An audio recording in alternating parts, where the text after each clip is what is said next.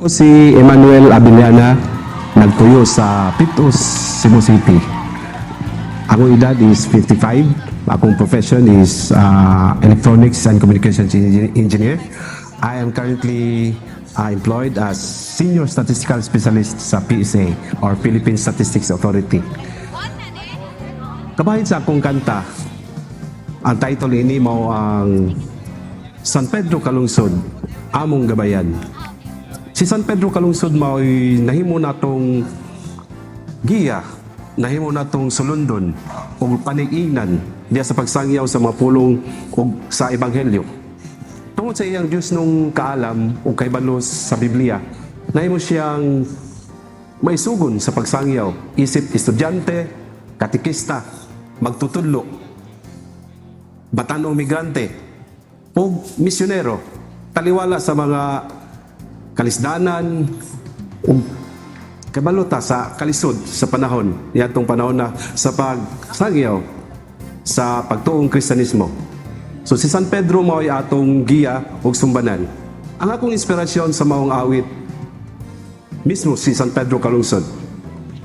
Kung nakahimo ta sa ubang awit alang sa ubang mga santos, walay rason nga dili kita ma-inspired sa paghimog awit alang kay San Pedro Calungsod. Tungod kay siya mismo ang atong kauban, atong katagilungsod.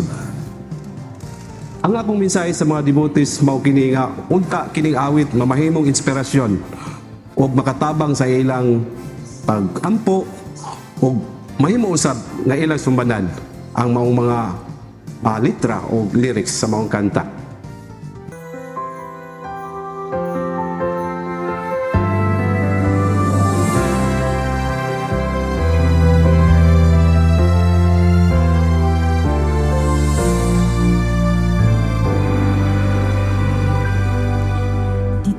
Sa layong dapit kami alaga,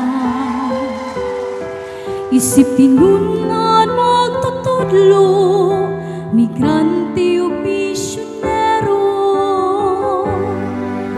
nagasangyaw sa punong ug ebanghelyo, bisan sa hulga kanistanan sa Kristohano pagtuo. San Pedro Calungsod, among gabayan, sulundon panigingnan sa kabataan, angay tagasundon among katasig ug paglaom, santos ug alaga sa Dios.